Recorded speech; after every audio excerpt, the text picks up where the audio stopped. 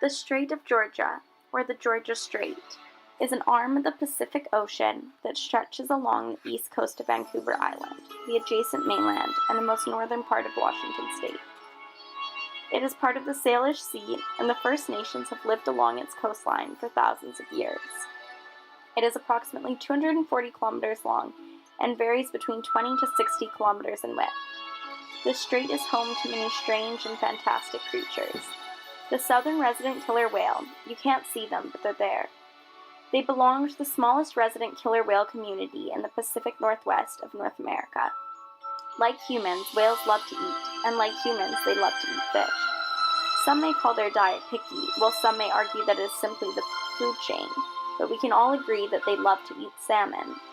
There are 5 types of salmon that call the Georgia Strait their home: Chinook, coho, chum, pink, and sockeye, the latter of which is particularly tasty.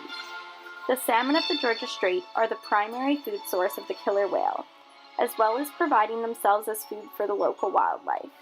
The salmon spawn up the rivers on Vancouver Island and provide plenty to eat for the local birds, bears, seals, otters, and lazy humans. These fascinating creatures are a constant reminder of the symbiotic relationship between land and sea. Although the Georgia Strait is full of beautiful wildlife, humans have found ways to ruin it for everybody.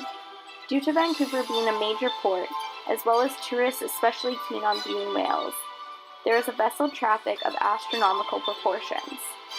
The noise created by large shipping vessels is deafening to the local wildlife and disrupts salmon runs, killer whale communication, and adds significant pollution to the waters. Although the southern resident killer whale is part of a community, they have no support to advocate for the protection of their home.